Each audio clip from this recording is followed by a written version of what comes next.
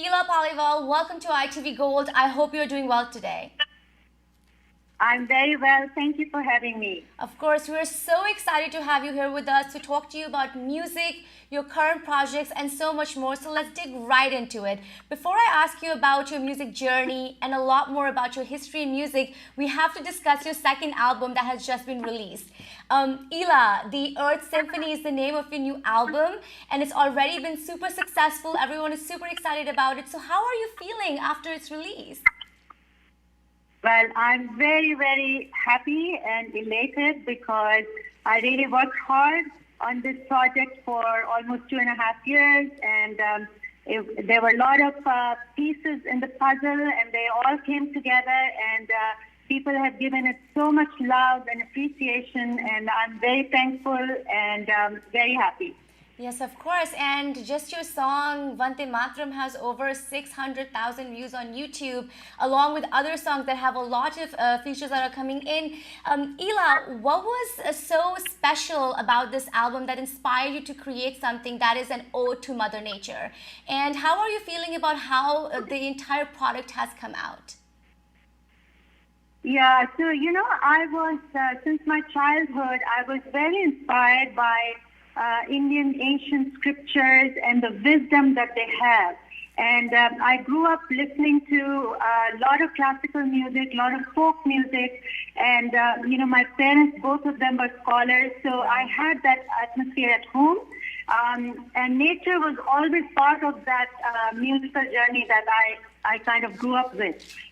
So I was thinking for a long time to do an album to pay tribute to our beautiful planet Earth, the amazing forests that we have around the world, and the rivers, the space, the mountains, everything. So, and then Vande Mataram, if you go through the lyrics, you will realize that it's not just describing, the lyrics don't just describe the beauty of landscape of India, but also the Mother Nature. So it was a natural fit for this album, and that's how it came around. It took a lot of research and time, but I'm so happy that people loved it. And you have a Grammy award-winning music producer, Mr. Rick H, on it, as well as you have 150 artists that collaborated with you for this album. Could you take me through that process of having such a huge collaboration? How did you manage to make it happen? And what do you have to say about your amazing producer? Ricky and I met a few years ago, and if people don't know, he's an environmentalist, and he only makes music on environment-related issues. So when I thought of this album, my natural, direction was to involve him immediately, and I did. And we thought about it, brainstormed it.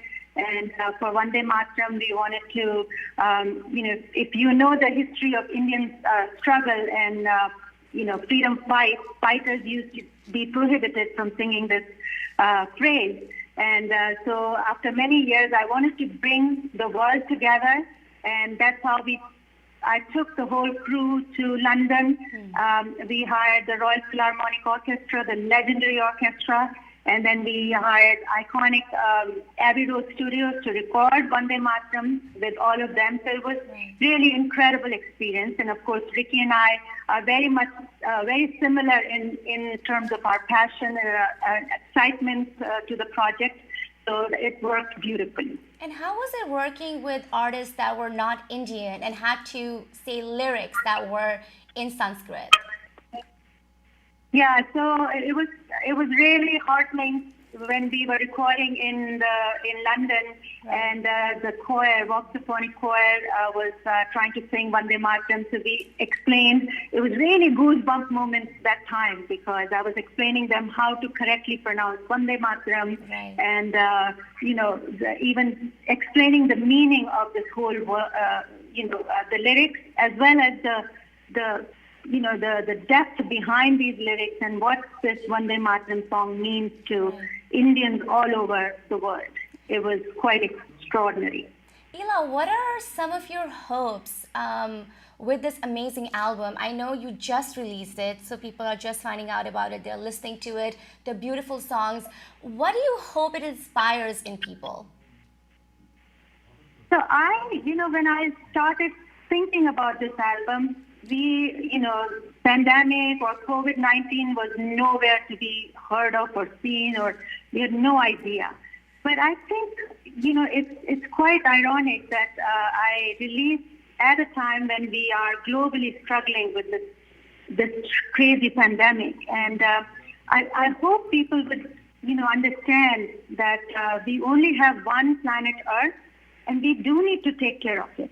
We need to be very conscious, species on this planet, because we are not the only one. We are amongst millions of species on this planet, and everybody has equal right on this planet. Yeah. So we need to, I hope people will learn to consume less, be a little bit more conscious consumer of every resource that has been provided by the nature, maintain the distance between the wildlife and, humans, Right. as nature has intended us to do. So I think it's just a respect towards nature and looking inward what we can do to change our way of life. So I hope people will take a moment, take a pause, and think about it. Definitely. Think about planet Earth. Definitely. I think the album truly celebrates coexistence, which is such an amazing concept, especially with everything that's happening around COVID. What are some of the tracks that have spoken to you the most out of your album? It's the whole album is beautiful, and it has, songs for every age group. But for me, a special one is Shiva. Because Shiva, as you know, in our Hindu mythology, it talks about 5 elements of nature. So we as humans are miniature of nature, and so I think that's very important for me. And for that, we actually engaged Soweto Gospel Choir, which is 3-time Grammy Award winner, Wow. and they have used this, African proverb, similar to, praising the earth and nature and planet. So I think that is one of the very special songs for me. Wow. Yeah. What were some of your challenges making this album? Was it a lot to do with the amount of artists and the amount of orchestra that was involved? Of course, challenges are always there when when the production is so ambitious and large and huge in terms of people's timing, getting all the dates from everybody, recording dates, engineers' dates, and so fortunately we were able to record most of it last year itself before COVID hit. But I did have plans to make some more music videos, just like Vande Mataram this year, which I did not do. Instead, we were able to actually use the technology during COVID times to do all the mixing and mastering, which I would have preferred to be in the studios with the engineers, but that obviously was not possible. Yeah. And then besides that, we are also I produced one virtual concert for the whole album, which I plan to stream sometime mid-September or third week of September. So keep an eye out for that one too. But all in all, COVID did create some challenges, but we kind of pivoted and navigated different route and took advantage of the technology. Yeah, definitely. I think the digital space is so important right now, and I think you're definitely hitting the mark there, really connecting with your audiences. Ila, at this part, I'd love to talk to you a little bit about your own music history and all the amazing works you've done. So just, going into it, one of my questions that I really want to ask you was, you belong to 2 different gharanas, from Gwalior Gharana to Jaipur Gharana. You've had a really strong upbringing with Indian classical music. What were some of your earliest inspirations of music? What were some of the earliest memories you remember where you really truly had to connect with music? Yeah, so, I grew up in a very small town called Agra. That's where the Taj Mahal is. And when I was growing up, we really didn't have television. We had very few, radio stations where my mother will, every morning she will turn on Vivid Bharati and, classical music will play. So, so that was always in the background.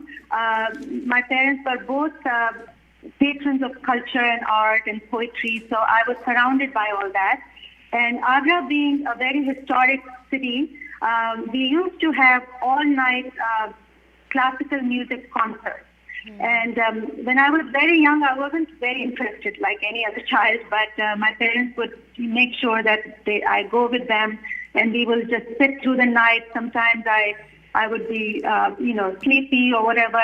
But, somehow in my psyche, I started absorbing all the music. And so that's how I started, interest in music. And then we used to have teachers come home to teach me sitar, Kathak dancing, vocal singing. And as I grew up around 12 or 13, I kind of started, gravitating more towards singing than any other thing. And I found very amazing Guruji, Pandit Sitaram Devariji, and he was from Gwalior Gharana. So I learned from him, and that's how my musical journey started. Yeah. What would you say were some of the key learnings that you learned from being from a gharana? Because that's quite an honor when you're a part of a musical gharana. You get to learn a lot. What are some of those, learnings that you still keep very close to your heart? Yeah, so all my gurus, initially it was Gwalior Gharana, but as I moved out of India, I got in touch with the gurus from Jaipur Gharana. But they all, one thing they all instilled in me, that you learn from everywhere, but you try to find your own voice, your own sound. And that's what matters. Gharana is not really so important, so long you are able to get your message out in your own sound, in your own voice. So I think that was the constant, advice from all my gurus. Yeah, for sure. What kind of music moves you, Ila? What kind of music do you think drives that force inside of you? I think the lyrics have to be very, very poignant. I think lyrics are important, and I still gravitate towards the ancient folk songs, and where they have so much wisdom to teach everyday life lessons. I think that kind of music really, really touches my heart. Lyrics are important. Ghazals are very nice, and folk songs are beautiful. Bhajans, some of the bhajans and classical compositions are just incredibly, heart-moving. Yes, you have sort of amalgamated a lot of Western aesthetics into your music, and I want to get to Navratna very soon as well. But why did you prefer to sort of have that infused style of music, and what does that mean for you?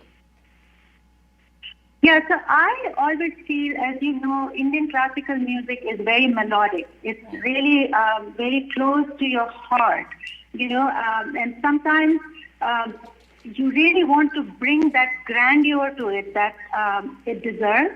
So that was always been my passion to bring these beautiful melodies from Indian classical music, and then just surround them with Western orchestration, which is so harmonic, and so many layers are there, and it just brings it alive. And I think it's a little bit more appealing to even younger generation or different people who don't know the language for sure, but the music can really move them. But the beauty is that, every kind of music has 7 notes.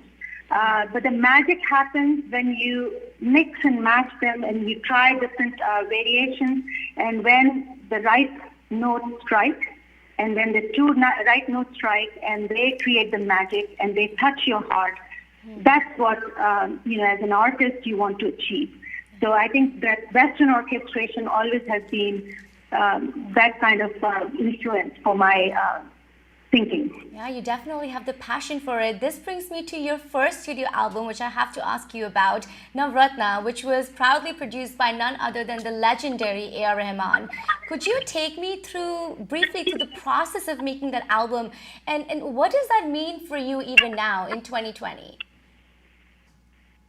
Yeah, so as I told you, I was always inspired by the Indian folk songs and the festivals because I grew up singing those things. I was surrounded by all that.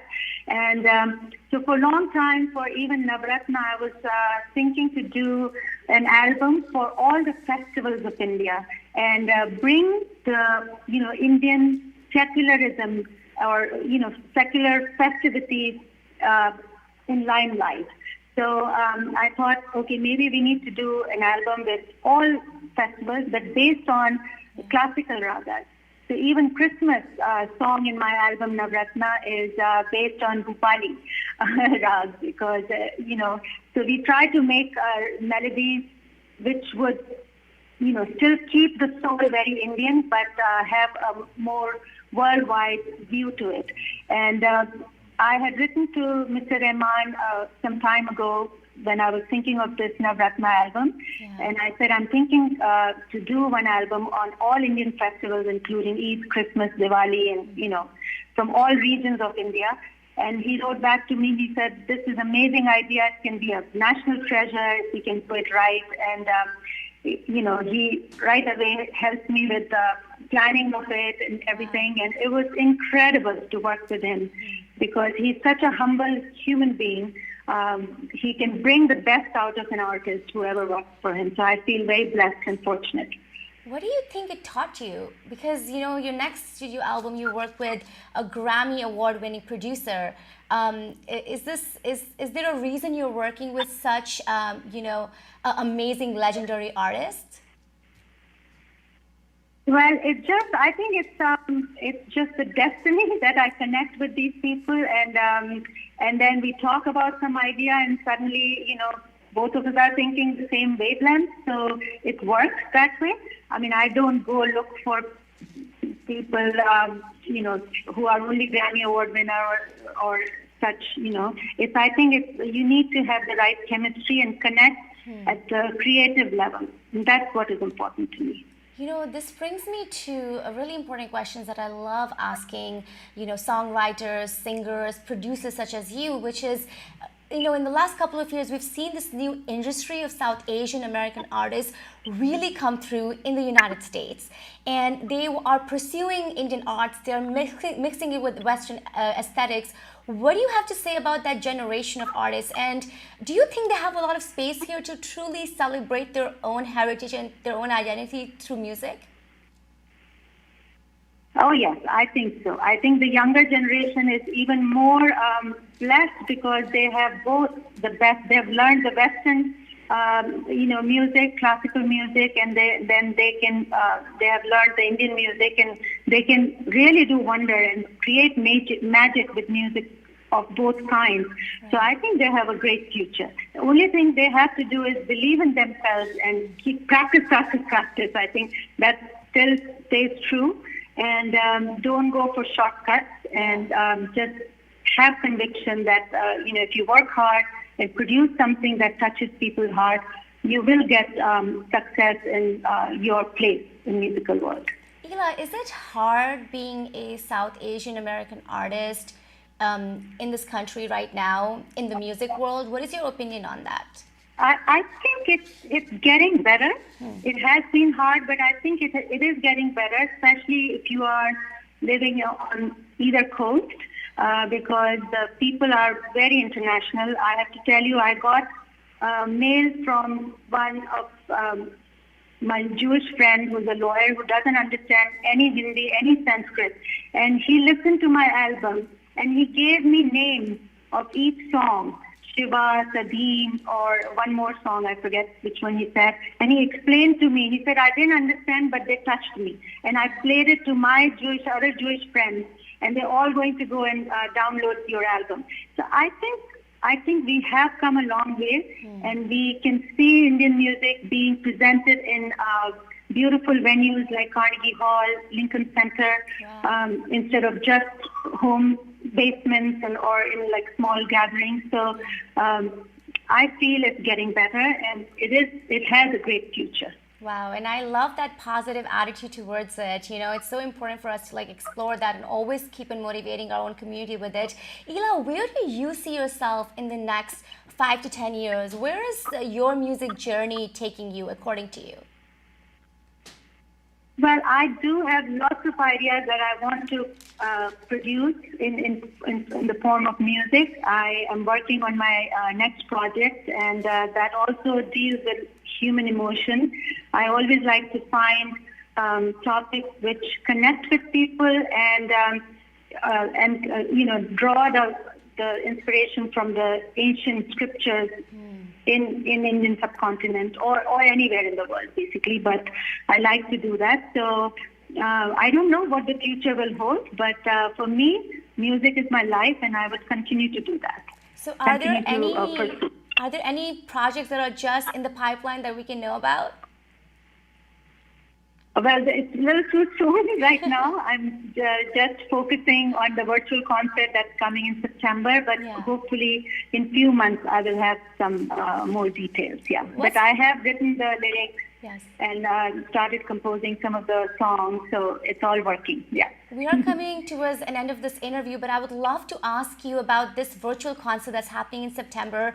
What can we know? What can the audience look forward to? And what are you trying to like celebrate through that? I was all set to launch the album at the Kennedy Center on August 15th, but due to COVID, we had to cancel that plan, and we decided to do a virtual concert. So we are planning to stream it on multiple platforms sometime mid-September or third week of September. Please be on lookout for it. We have all the artists who have performed on the album and even more.